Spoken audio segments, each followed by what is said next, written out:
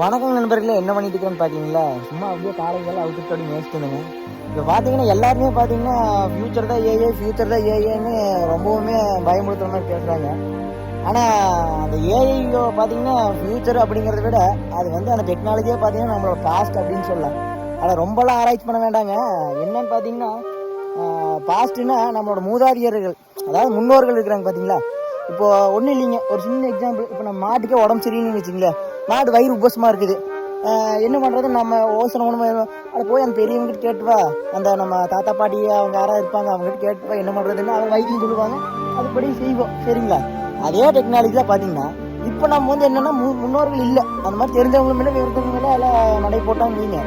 அதனால் நம்ம என்ன கேட்குறோன்னா ஏஐ கிட்ட போய் ஏஐ அப்புறம் கவு, அதாவது மாடு உபசமாக இருக்குது வயிறு என்ன பண்ணுறதுன்னு கேட்டால் அது வந்து கரெக்டாக சொல்லுது. என்ன சொல்லுதுன்னா சேம் நம்ம முன்னோர்கள் என்ன சொன்னாங்களோ அதையே சொல்லுது.